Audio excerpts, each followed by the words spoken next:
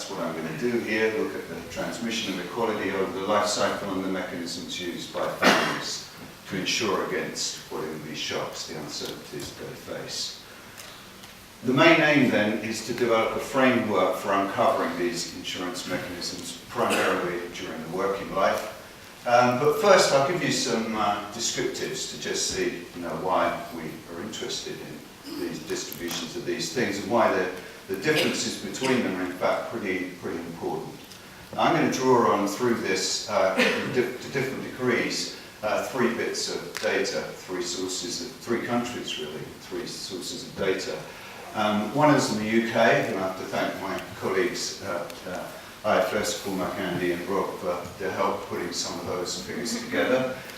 In the US, I'm going to draw on some new data in the US, in fact some rather nice new data on relation to consumption and assets, work with Luigi and Ita at Stanford, and of course these days it's very difficult to shy away from using the remarkable Scandinavian style data population panel, and I've got a little bit of work trying to uncover some of the detail with Magni and Michael at UCL, and I'll draw on some of that as I'm going along here.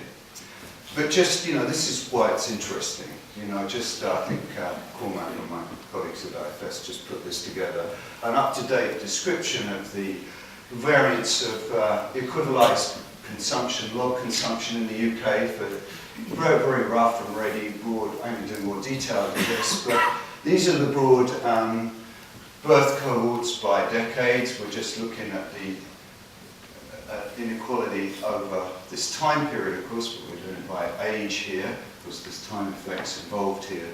But if this is just remarkable. I mean, if you take these different cohorts, take the age of 40, for example, you see that every cohort has gone through, the younger cohorts just have much, much more consumption inequality than previous ones. And that's very distinct. It's why, why you can see what makes this a kind of attractive to look at. And this is not just true in the UK, we're going to find exactly the same thing in the US. It's not really surprising. These cohorts are linked together and they're passing on their inequalities over time. But it's pretty interesting. It's fairly monotonic, in fact. There's a lot of variation that's going to come from time effects. If you look at income, it's a little different. For example, inequality often tends to fall in retirement. You can see that. But it didn't fall for consumption. It's not surprising, at least from Tinker models where that works. And in fact, comparing these two, part of the fun of this work has always been to kind of look at what's happening with consumption inequality and income inequality and see if you can patch the two together, come up with a story. These are the same households. The difference between these things is just what's going on with savings and other things here. And that's what we're going to try and do. In fact, inequality in consumption just goes up over this period. I'll come back to that. If you look at the US, exactly the same. The young cohorts have massively more. This just goes up to the 60s here with this group, in the 30s. You can see it just rising over time. And if you worry or you're interested in what's going on with inequality, consumption tells you a whole lot of stories. By the way, this is completely new work on consumption inequality in the US that Luigi and in fact Horazio Attanasio have put together a long, complete series now, which is telling a story which looks very like what happened in the UK. So that's the kind of figures that get you interested, but I want to kind of tie them together, so I'm going to have to do a lot more modelling, obviously, than just descriptive. I'm going to draw on new consumption and assets data from the US, which has made some interesting strides, in fact, in collecting much better consumption and assets data. And I'm going to argue, as I argued before, that it's really important to do this. You learn a lot from that.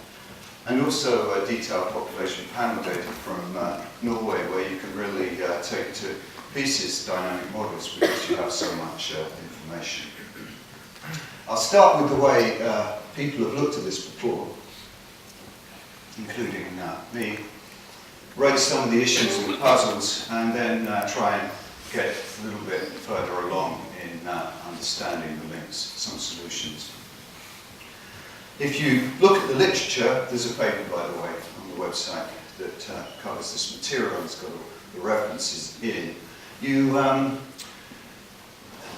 The kind of simple ideas empirically have gone back to linking predictable and unpredictable income changes to persistent movements in consumption to predictable and unpredictable income changes, as well as the persistence and non-persistence of shocks. It's kind of obvious, isn't it? If you're thinking of either a permanent income idea or just writing a contract over an uncertain event you're trying to insure, then a persistent shock is much harder to write a contract over. And it's much harder for me to insure against persistent shocks. It's what society often tries to do through disability and other types of insurance, social insurance, and that's a sensible thing to do, of course. And clearly, what you'd like to do really is kind of pull apart really the predictable, unpredictable income changes and their persistence, and that's really where the income dynamics is going to come in. One consistent puzzling finding is that household consumption appears to be rather more smooth than you'd think, especially to persistent shocks. And what I'm going to try and do here is resolve that puzzle. And I think we find in the end, in a nutshell, that there isn't really that much extra insurance around or excess smoothing around once you deal with the labour market properly. And that's going to be a key theme here. So what do we do with income dynamics? And this is panel data. Imagine you're following individuals over a relatively long period. This is a very simple type of model. We have income for individual I and period T. We're following cohorts, so we're following individuals over time and age. So age and time are the same thing for any individual. Subsume it into T here. There's going to be some characteristics that we observe, a fixed effect, a time-varying effect. Time-varying trend is often thought of here. Idiosyncratic trend. Individuals have different amounts of F1, human capital, something like that. It's priced out of PT. That would be one argument here. Idiosyncratic trends. And then a persistent kind of shock that changes your position in the productivity or wage distribution, whatever it is here. And some more mean-reverting types of transitory shocks. A very simple decomposition. I'll argue it does a pretty good job. Obviously we could do a lot more to improve things here. Indeed, the persistent process is going to be some process that has a fairly high level of persistence. Often you assume or work with rho equal to 1 or close to 1. I'll look at that a little bit. And we're adding to the specific trend as well as a transitory shock, which is typically a low order moving average, some mean reverting process, fast mean reverting process like that. One key consideration that we found is to allow these variances or factor loadings to vary across time and age. So, but rather bizarrely in a lot of this work, that you use a highly kind of stationary model where the variances don't change with age or with time. And one theme of work that I've done with Ian Preston particularly has been to kind of point out that these variances change quite dramatically over time. And in recessions, for example, you typically get quite a spike in the variance of persistent shocks, especially in the past 2 recessions in the UK, maybe less this one. But people get repositioned in the income distribution in a way that's quite persistent. And if you ignore that, then it leads to fair misspecification, in fact, in the dynamics of the income process. So non-stationarity is pretty important. It's actually quite hard to model in the kind of consumer model, and we've spent a lot of time looking at that. I'm not going to spend too much time on that here.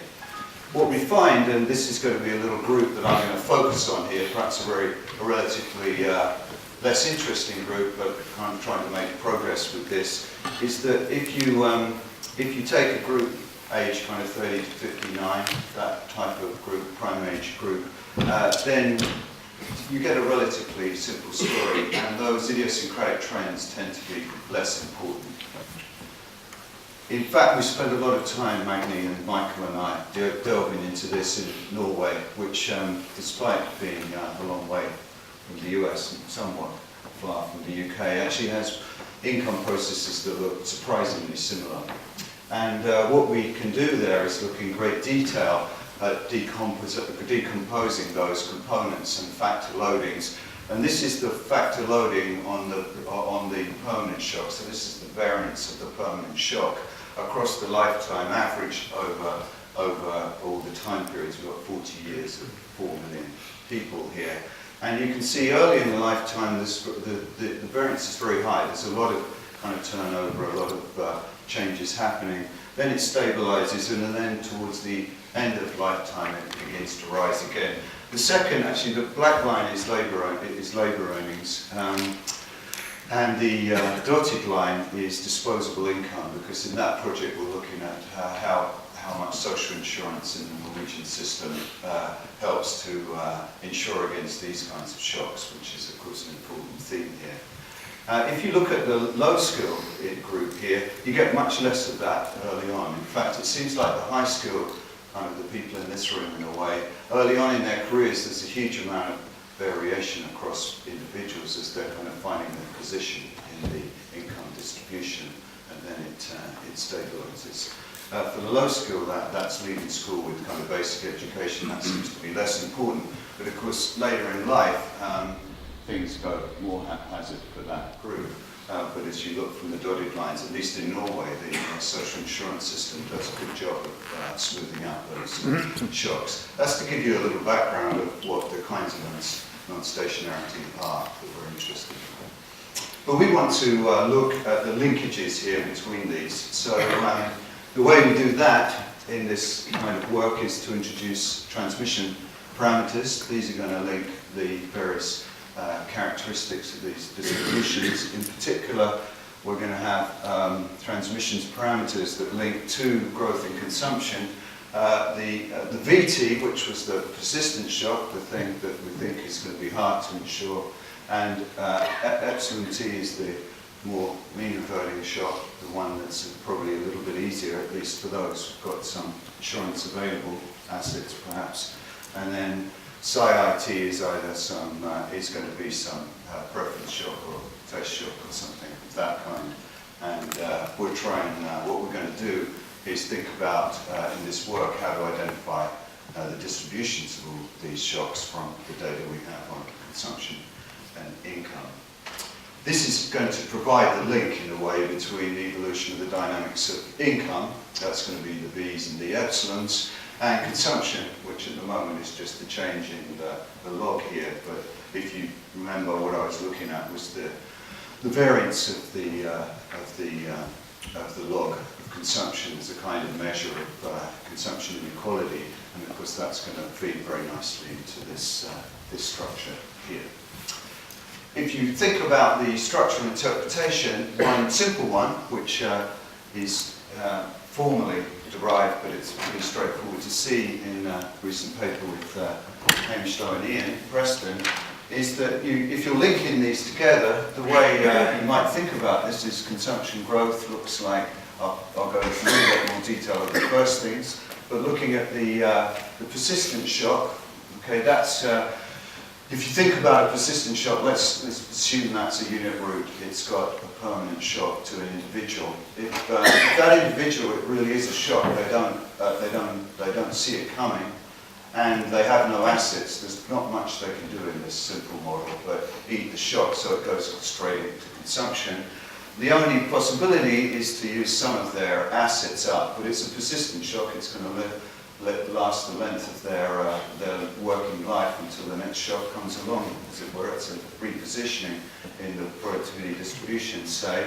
And so the ability to do that's going to be relatively limited. And pi is the way you think about that in a simple case. If you could look at their current assets, what they have around to borrow against, if you want, relative to their assets, to their human wealth, which is the value of the labour income that's now going to be affected by a persistent shock, Pi would typically be about 0.2 or something like that on average, so most of this is going to go through into consumption. Whereas for the little epsilon there, this is like a bonus income model as we currently have it. And so gamma LT is like the annuity value or annuitization of the transitory shock. So it's going to be relatively small. And typically epsilons are going to be have relatively little effect on consumption. There's a paper yesterday in a session I had to discuss, which was looking at this, where on the left-hand side was life satisfaction, and interestingly got very similar kind of results for this. So it's quite fun to look at that. I'm not going to be looking at happiness or life satisfaction here. So that's kind of relatively straightforward model. So these parameters are going to provide the link that we're going to use to put these distributions together. In fact, you can use that expression, of course. You can use that expression if you've got asset data. You can use that expression to identify these shocks even in repeated cross sections, and that was the idea of the paper with Ian and Hamish. And in fact, it does a pretty good job, and that's what we've been doing to look back at the previous UK recessions where we don't have panel data, but we'd like to try and understand a little more detail what's going on there. And that's where the idea of this spike in permanent shocks around recessions comes out so clearly. So typically that insurance averages around 0.83, but that's only, that's the transmission parameter if all you've got is assets and no borrowing constraints, for example, apart from through all you can rely on is your assets. Any additional insurance over that, so if we find persistent shocks are more insured than that, we're going to call additional shock insurance, we're going to call it partial insurance, some additional insurance here.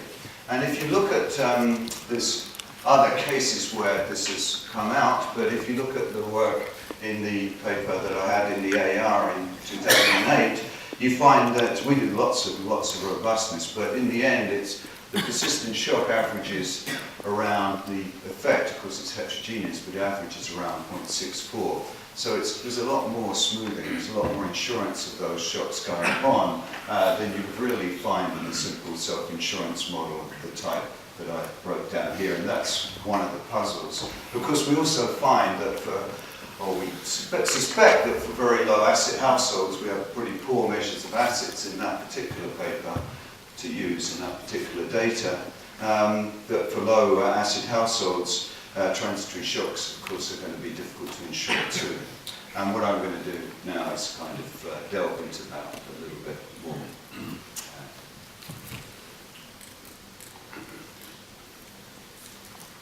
So what we're going to look at here are kind of trying to delve into four mechanisms. These are very simple economic mechanisms. So self-insurance, and what we're going to try and use is a direct measure of pi. We're going to use new data on assets to try and figure out what's going on here. If we use asset data, can we kind of understand what's going on a little better?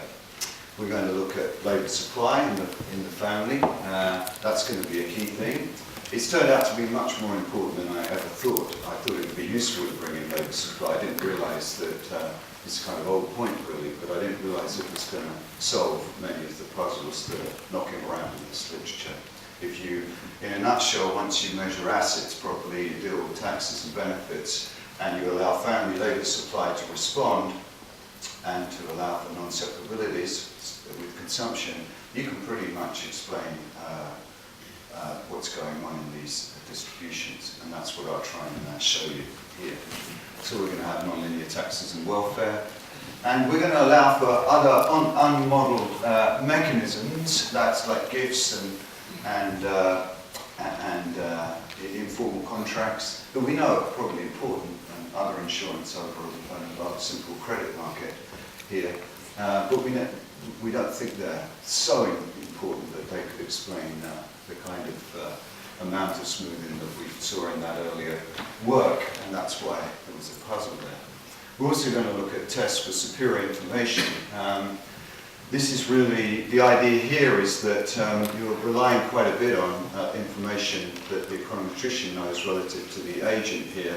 I'm not using any expectations data here. If you did have expectations data, and we're of course collecting nice expectations now, we can look at that a bit more carefully.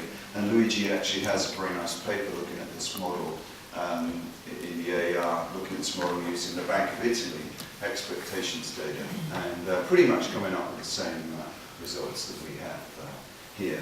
One thing I haven't mentioned, but as Tom Crossley is somewhere in the audience, I should note, is that, of course, another mechanism that's pretty important, and I'm not going to spend much time on here, but Martin Browning and Tom have made a case for, and I think it is a good case for, is the idea of delaying durable replacement when families are hit by a bad shock, especially if you don't have access to the credit market. It's a natural thing to do to try and smooth essential consumption. And that is going to be something we might be able to come back to, but not. I'm not going to look at that in any detail here.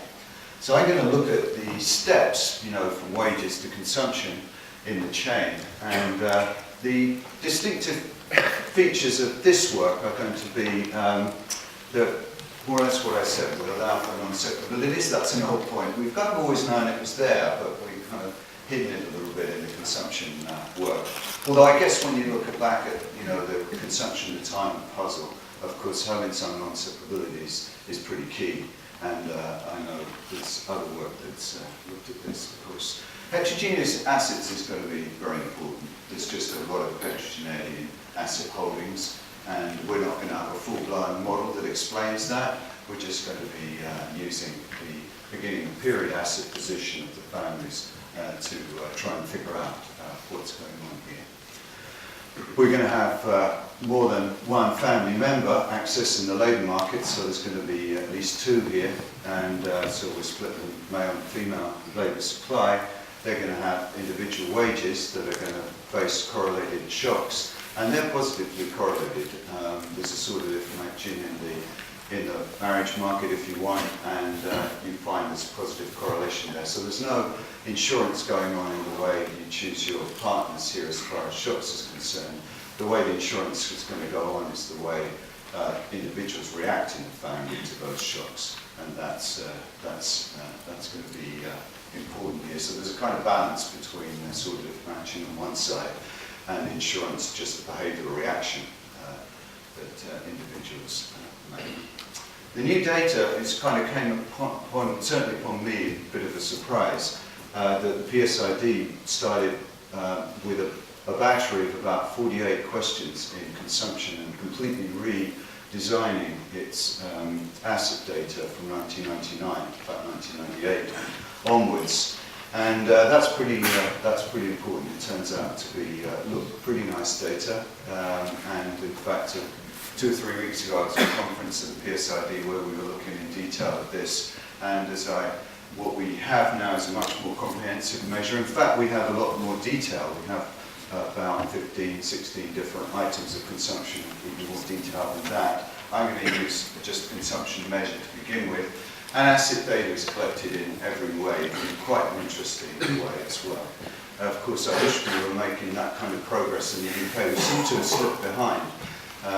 In some sense, the BHPS and now understanding society is making very little attempt to incorporate consumption measures. Often with the argument that it's quite hard to do, where you should look at what the PSID, in particular Bob Chaumet and Frank Stafford have managed to do there, and it's quite impressive. So I'm going to be using this and see what I make of it. In fact, one problem with consumption data, certainly in the US, is the survey data seem to go in the wrong direction. If you look at the CEX, which is like the FES or Consumption Expenditure Survey, it often has patterns that don't match up with the National Income and Product Account. Of course, National Income and Product Accounts are not necessarily very reliable, and anyway, often use the microdata, so that's a little puzzling. But what we find here is that if we put all the data together, we're only getting about 70% of total expenditure here. In fact, the last 3 waves have now gone up to around 95% of consumption, but I'm going to be using that with about 70% here. So But the ratio is reasonably stable over time. Of course, there's sampling variation. This panel, by the way, is only the survey only goes out every 2 years. So we've just got those 6 waves. I was hoping to have 2010, the current recession. It's apparently going to be released in May, so I don't have anything to tell you apart from the very beginning of the recession, 2008. But we could talk a little bit about that. In fact, and there's quite a bit of detail, both durables and non-durables. I'll talk a little bit about that. In terms of assets, there's a fair amount of detail there too, on both financial assets and the net worth in housing. So the value of the house and the outstanding mortgage. And that's going to be pretty important too. And so if you're thinking of the first order effect of perhaps the recession on assets really comes through the net worth, the net collateral in housing. And you can get that directly here. So you can see immediately as 2008 is coming along, the collateral in housing is dropping. And it's going to have an immediate effect through this model. It puts people in, of course, much worse position to insure using that kind of asset or borrow against that kind of asset. Participation rates for this group, this is the 30 to just 59-year group. In fact, I'll be looking at 30 to 55 often. Participation rates even of the women in this sample. To begin with, I'll look at a sample of just couples. That's extremely boring, simple. Raquel will be getting upset with me now because there's no marital instability is one of the things I'm sweeping under the carpet here, but then we're going to hear about that later. Although it would be, of course, you can set all this up using the instability in the family here.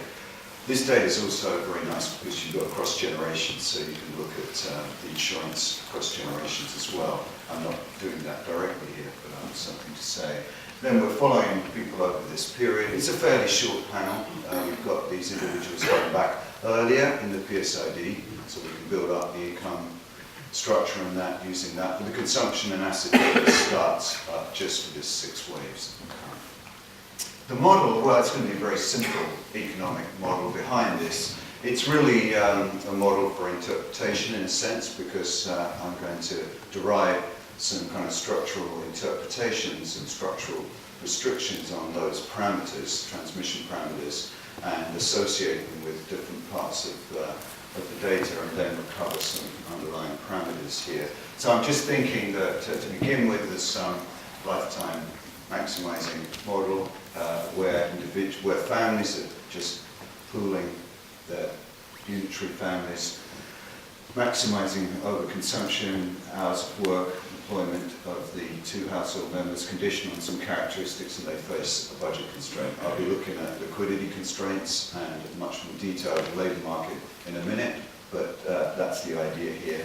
And the kind of structural idea is to then relate the relationship between the wages, income, taxes, through to consumption, through parameters that we often interpret, like Frisch elasticities, insurance parameters, wage shocks, and that's the way this is going to work. Wages are going to be very simple here as well. So wages of the household member are going to follow growth. The growth process of wages depend on some characteristics, X, a transitory shock, which is just an indifference, of course, and a persistent shock, which is going to be the B, just as I had before.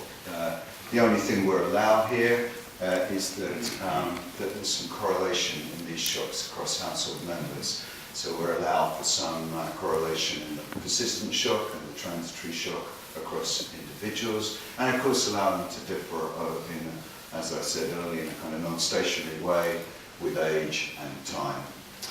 So we're going to be allowing for those kinds of effects here in this data. So that's going to be the structure here. So and an example, just one kind of subset here that you find the differences in these variances. There's correlation as well, so the correlation of shocks, the transitory shocks and permanent shocks. You can see here that they are positively correlated. There's some reasonably, not particularly precisely estimated here in this group, but there's some evidence of some positive association in the shock distribution. If you're thinking about simulating different experiments here in this kind of model, which I'll do, you can imagine an idiosyncratic shock hitting one of the individuals in the family and then asking, well, how does the family deal with that? How do they deal with it? Then tracking it right through to consumption. That's going to be a kind of key idea. If you're simulating a kind of recession, a local recession, then of course you might want to have a very correlated shock in the family and not an idiosyncratic shock. And I'll come back to thinking about how we think about that. Well, how does this fit together? Well, the idea then is here's some data on the left-hand side. These are the growth rates in consumption, earnings of the two household members. On the right-hand side, we've got the shocks from the wage shocks here. It's a very simple model as I've got it at the moment. There's the transitory shocks and persistent shocks, and then some measurement error there. I can stack on top of that the wage equations. These are identified, they're over-identified. These transmission parameters, by the way, are not going to be constants. They're not constant parameters. They're going to be functions of various things that move across individuals, and that's going to be the kind of structure of this. But there's some zeros here, and this comes in the simple, what I call the simple separable case. With separability, that's separability across consumption items, additive separability across consumption items, and labour supply in the family. Typically in these models of consumption, we've been assuming that kind of thing, or often assume that kind of thing. And if you do that, then you get some zeros here. Permanent shocks, of course, go through, but transitory shocks tend to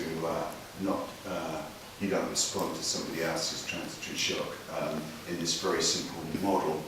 So imagine one of the members of the household gets a relatively short-term shock to their wage. In this simple structure, where you can borrow against your assets, you're not going to respond. Other members of the household are not going to respond by their labour supply to that change in income. It's a short-run change. You don't bother to do that. Because of separability, you don't do it, and because you're not facing a credit constraint, you don't do it either. Once we allow for credit constraints and for non-separabilities, then it's going to be the case if one of the household members gets a shock, even a short-run shock. If you face credit constraints, then you might respond to that by somebody else trying to increase their labour supply or increase their earnings in some way. And of course that would also be true if there was non-separabilities. So in the non-separable model with credit constraints, you're going to have more effects going through. And very simply, this model is a disaster as it's written. So this very simple model without credit constraints and no separability, it just doesn't explain what's going on in the data. But if you add those two things back in, it tends to do a pretty good job, and that's what I try and convince you. In fact, the transmission parameters look a bit like this. They're complicated functions of structural parameters, you could say, and bits of data. In fact, in them, they've got two things. So, for example, this is the effect of a persistent shock on one of the wages through to consumption, and it depends on pi, that is the amount you can insure. 1 minus pi has come up again, as you saw before. Previously we just had a 1 minus pi there, now we've got all these other things going on. It would depend on the importance of that individual's income in human wealth. That's a complicated thing to figure out, because that depends the value of that individual's in terms of human wealth, so that's going to be the S there. In fact, you can think of it, and beta is going to be the additional insurance that's just unexplained in this world. Think of it in a bit more detail. If you think about the consumption response to J's permanent wage shock, that's what I wrote down, that's what it is. And so it's going to decline with pi, which is the assets. So accumulated assets allow better insurance of shocks. It's going to decline with beta, if you've got outside insurance available somehow. I'm not quite sure, perhaps friends can help out with something like that. Beta will capture that. And it's going to increase with the share, the value of if your labour income is important in the household and it gets hit with a shock, then it's going to have a bigger importance in money consumption. It's going to change with individuals' risk tolerance, intertemporal substitution elasticities in this intertemporal elasticity in this particular case. Consumers are more tolerant of intertemporal fluctuations. And it's going to decline with intertemporal elasticities or elasticities on hours of work in both ways. And I'll come back. So it's got a kind of relationship here between the transmission parameters are functions of these the assets that individuals have and their responses through these structural parameters, you could say. And that's what we're going to use here to get a model. Beta is not identified separately from pi. What does that mean? Well, beta is the additional insurance you could get, using friends. It's the extra smoothing you can get by just calling on informal contracts, other insurance, those kinds of things. And pi is the bit you get from your own assets. Because if you don't measure assets, you don't know. You can't distinguish these things. They're just all the ways you can smooth. And one neat thing about the data we've got here is that we're going to be able to, we get a relatively reliable measure of assets, and we're going to be able to separate these things. Yeah, that's that. In the full model, we're going to allow for full set of interactions. That, again, is identified. There's no an issue there. What about the data that we go through to see results? So we're going to use, in this work, I'm going to go back to the PSID for the time being. We're going to use all the consumption data, as I said. There's a few items missing which are incredibly annoying, and we haven't bothered to impute them or anything here. In fact, one could do, but waves since 2002 have now incorporated clothing and recreation and alcohol, but I don't think tobacco. I think I'm wrong about that. And so we're getting close to a full list. We've got earnings in hours for each earner, we've got assets available for each wave, and we're going to focus on the boring group, married couples, and as you see, that thing there.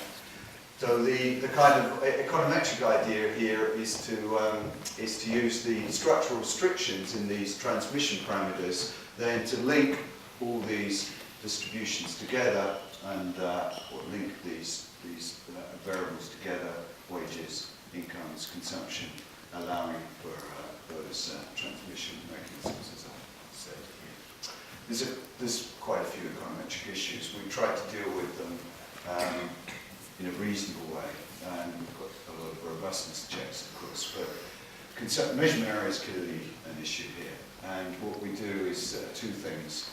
There's a lot of work using validation samples to get some idea of the measurement error, the size of the measurement error variance over different groups, in fact, especially in earnings and wage data in the PSID. So we use that information as external information to fix the measurement error variances for different groups in our sample. This is historic validation, though, so it may be inaccurate. For consumption, we're going to use the martingale assumption and mean reversion, just as in the model before.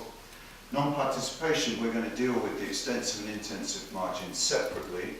In this sample, most people are working over the year. This is annual hours of work here. And there's only 20% of even women in this sample that are not working. But we'll have a separate model for the extensive and intensive margin, and then have to use some variation to get selection adjusted at the second moment, which is what we're going to use here. Inference, we'll just use bootstrap. If you look at the kind of underlying some of those kind of key variables, like the share of human wealth, think of this as, this is distribution by age. What does it say? This should say the share of the male earnings or male human wealth. So this says that if I took a household whose head, and this is going to be the male as the head, better or worse, let's take a male head around 35. This is the average value of their human wealth looking forward over their working life. And you can see it kind of rises to a peak around the time when this is the average, when families, typically the female in the family is going to be working slightly less because of children or whatever. And then as the family ages, typically the value of the male's earnings is going to decline as the female comes back into the labour market or works more intensely. Of course, that's just the average. In the data, there's a whole distribution. Everybody has a different one of these, and they vary at different points of the lifetime. So for some individuals, the value of female human worth is much more than others, depending on their education, their background, and the background stochastics of their wage process. So you're going to have a whole distribution of these things. And that's going to be pretty important. So they're the percentiles of the distributions. There's no kind of constant parameters here in this case. These transmission parameters are going to have a distribution across individuals in the sample as they age. What about the kind of share of assets? This is the ability to insure, if you want, a persistent shock, let's say, out of assets at any point in your lifetime. What's the proportion of assets relative to human wealth? Well, for the average household here, it's pretty low, of course, early on in lifetime, which is what you'd expect. It's slightly positive in the data. There are some zeros, of course, and we do quite a good job in this data of mortgage debt and that kind of thing. So we've got net human assets here, and then it grows over the life cycle naturally. It's much easier to insure as you get older here. You've got some assets, and those shocks are going to last for less time here. Of course, there's a huge distribution in the data as well. So there's a group here.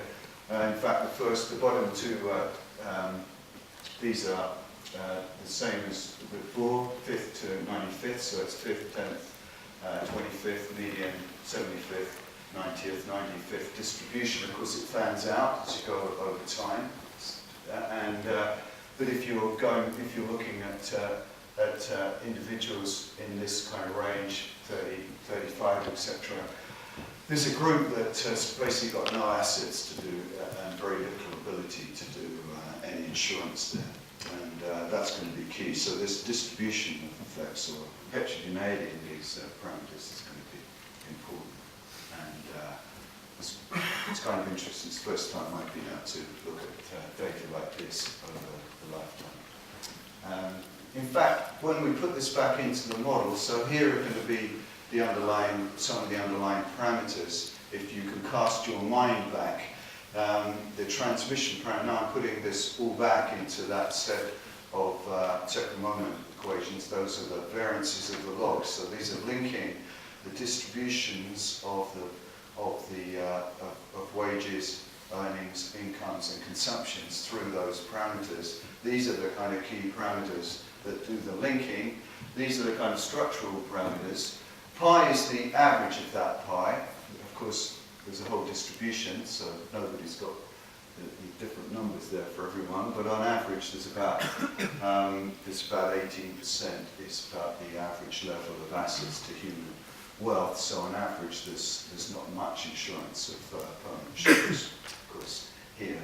Beta's the kind of residual, it's whatever's left over. And a beta as big as 0.7 is a disaster. It says the model's just not working.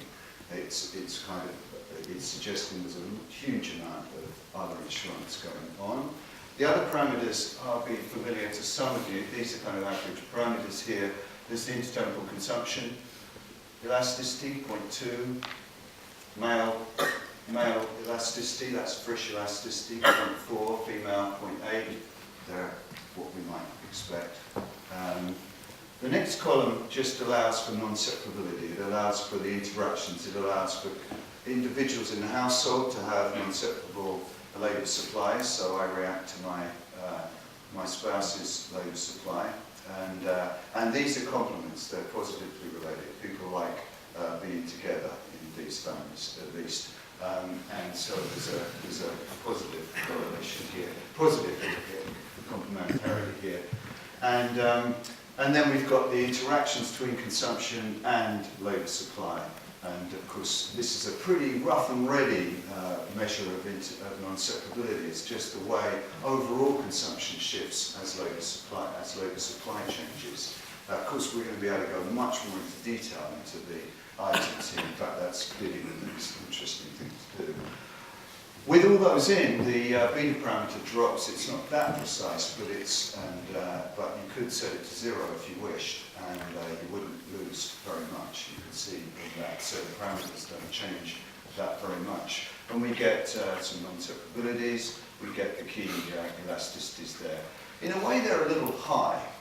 Those elasticities, again, there's going to be a whole distribution of these. I'll show you them in a minute. But they're still relatively high. On the other hand, these are just the shape of the utility function here. And what we've taken out from this is nonlinear taxes, all the things that might make responses slightly lower. But the key elasticity we often think about is the Marshallian elasticity. In fact, that's the one that matters in a sense, because that's what happens when you change something for good. How do you react in the labour market? And one thing we know is that from many, many different studies is that typically that's very low for men. Here, there's not going to be one elasticity, it's going to be a whole distribution. But I'm going to look at that. And here's the average elasticities for this sample, Marshallian elasticities.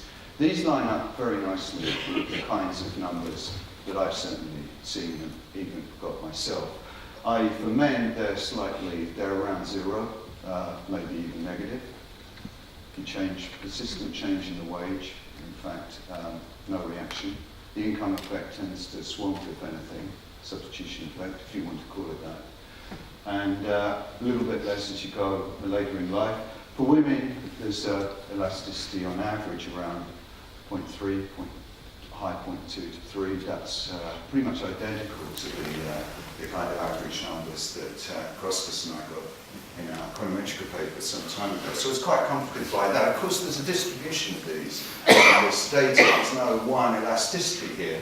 There's a whole distribution. There's, these are pretty important, remember, because these are how you're taking shocks through and you're trying to feed them through the behaviour reaction to get earnings and then through to income and then, of course, through credit and saving through to consumption. And you've got two effects here. You've got the direct effect and then you've got the indirect threat through the non-separability. They're all going to be important. And so you get a distribution of elasticities. Usually the fifth percentile here is a little above 0, although it can sink below 0. There's nothing particularly fancy about that. And there's a distribution out there. So if you're thinking of doing, as we would often do with this kind of more or less relatively simple tax analysis, you've clearly got a distribution of responses here that are important. And as far as I know, typically this isn't the kind of thing that people cover in empirical work. They don't allow for so much extra money. For men, again, it's a distribution of elasticities. They sit around 0. Some are negative. There's kind of back-bending effect. Some are positive. Don't have any difficulty with that. So that's what we find there. Let's go back to, in a way, what we were trying to do right at the beginning, and that is think about the pass-through of shock as it tracks through all those different mechanisms from wages right through to consumption, and give you an idea of how all this works then. And what I'm doing here is taking this, I'm going to do take the average effect. In fact, I'll look at the distribution, of course, in a minute, but I'm going to take a 10% permanent decrease in the male wage. So there's take a particular decrease in the male wage, and then track it through and find out how does that track through to consumption in that household. So this is like an idiosyncratic hit to the individual's wage, the male wage here.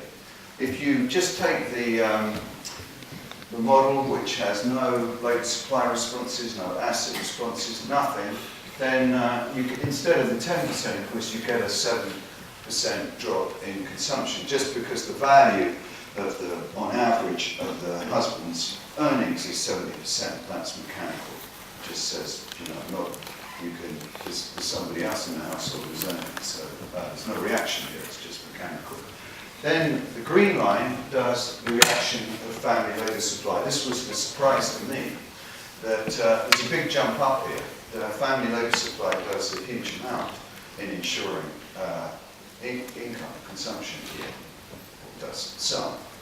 It certainly does more. In fact, assets do nothing. The blue line is if you add in all the other mechanisms, including assets. Of course, it's true that these families in their ages 30 to 40 have really no ability to ensure a permanent shock through changes in their assets.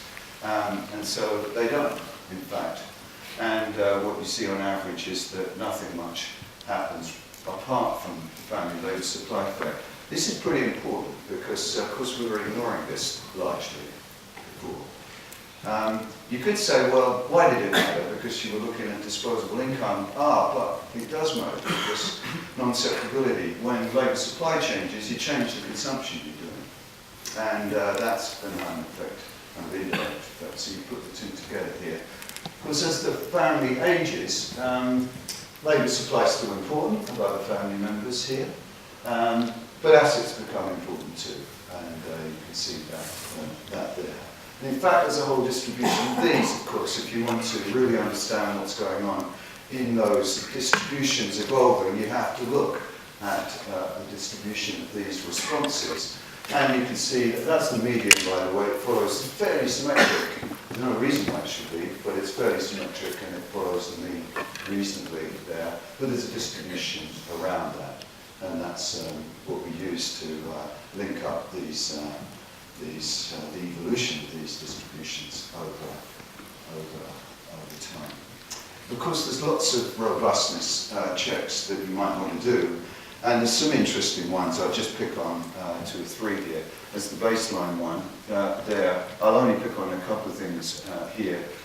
One is, if you look at those with college, so you take out the high school dropouts and those that don't have any college education in the US, in this group here, then you find the beta is the kind of excess insurance, the other things that people can rely on.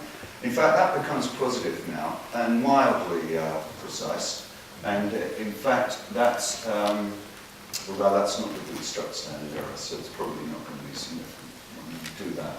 But what's happening there, you can see they've got a little bit more asset to lean on, and there seems to be possibility of other insurance going on, but not very much. In fact, we're having trouble now finding any excess smoothing once we allow for these mechanisms, which is kind of nice in a way, because I could never figure out, if you think about most families in the PSID, how they could insure a permanent shock without using in something addition to basic assets if they have them, or their labour supply, or through the tax and benefit welfare system. What else is there? And it's almost, it's kind of relieving in some sense to find there's not too much else going on here. Okay. In fact, that's all I'm going to tell you about. So if you put the pieces together, what have we been doing here? We're trying to kind of link all these different distributions together in a, it is a fairly, I suppose, fairly parsimonious structure here, although you can see that all the parameters, there's a huge degree of heterogeneity now in these linkage parameters. And we run through this chain, so one thing that's clear here is that we're thinking of wages being the primary source of uncertainty. There's no marital breakdown. It's rather pathetic in some ways. And so there's a lot more fun things you can do here with this kind of framework, although it seems to do reasonably well for this group, of course. It's addressing some of the key puzzles, and one of them I mentioned was the kind of, there's two, there's the kind of excess smoothing on one group and then the excess sensitivity for the other group. And we seem to be able to get those, at least we're beginning to understand how you could, once you allow for labour supply and credit properly, try and get those sorted out. We've got these 4 mechanisms. the informal contracts and gifts. This is, again, it's a little bit, and it's interesting, there's a session this afternoon where I'm discussing all the papers.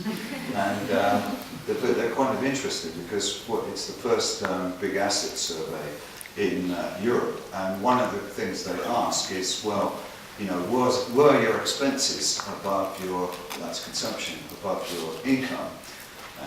And then, if so, how did you make up the difference? And it's kind of interesting because it's exactly this set that they're looking at. And indeed, there are a few countries where kind of informal gifts and friends matter, but in fact the key is, as we might have expected all along, was is going to be precautionary saving, a little bit of other things in the family labour market and what have you. So it's interesting to tie these together with more qualitative work like that. What I've tried to do, and I think it really is beginning to become pretty important in my view, although I'm still trying to persuade labour economists that there's some value in collecting consumption. At least the PSID guys have got it, that they're now collecting. It is a apparent study of income dynamics, after all. It's collecting pretty nice data on consumption and assets, as is the HRS, which, actually thinking about it, the UK we collect in ELSA, in ELSA we don't have such great consumption measures, and I've certainly been involved in that, and understanding society doesn't either. One reason often being that it's hard to collect them, well that seems to be slightly less the case. This data looks rather powerful. There are lots of papers now looking at its reliability. What have we found gathering together results? Well, we need to allow for the variances to be over the life cycle and over time, to be non-stationary. There seems to be this U-shape, and if you don't allow for that, in fact in the paper with Maggie and Michael we showed, if you don't allow for it, it really screws up the specification of the income, the dynamic model. I only mention that is because as far as I know, apart from the work of Gottschalk and Moffat, all the work on labour income dynamics assumes constant variances of the factors, at least in the work on PSID. If you do look at this, you can find some pretty interesting things. I haven't really reported those in any detail, but you do get these spikes at different points of the life cycle and at different points of the business cycle. That's kind of pretty interesting. We found that family labour supply is a key mechanism of smoothing consumption. Well, you know, that's not particularly surprising. Of course, your ability to use family labour supply in any family depends on the labour market itself and the correlation of shocks. When I said it's used as a mechanism for smoothing, I'm talking about idiosyncratic shocks. If recessions involve correlated shocks, then of course the mechanism of family labour supply is much less available, but you can look at how it would work. It's particularly important for those with limited access to assets. So if you can't borrow and you have no assets, what can you do? You can use the labour market. And that's what people do, it seems, in this data, at least over the period we've been looking at here. A key point has also been to recognise the non-separability. So if you're trying to link up what's going on with income and consumption, you know, it's an age-old point, but you do have to realise that consumption changes and labour supply changes for obvious reasons. Once family labour supply, assets, taxes and benefits are properly accounted for, at least if you call what I did properly, there's little evidence of additional insurance, that is, those kind of extra things are not really there. But there's lots to be done. I mean, Arthur was just saying, you could talk about this again, you've been talking about this for years. And I said, yeah, but it's interesting. And there's lots more to be done because you've got, you know, now there are lots of interesting mechanisms. This is a really boring group of households, and if you really wanted to get it, you know, what are the mechanisms when there's marital instability? You can hear about that, and what about other things here? And we've got detailed consumption items, and indeed we could start thinking about looking at durables a bit more seriously. What kinds of non-separability are really in action here? There are clearly different relationships between labour and different types of consumption, obviously. Transport and clothing are related to labour supply in a different way to So that's where I'm going to finish, in fact, that, you know, this is, I still feel that this, when you look at these distributions, are really interesting.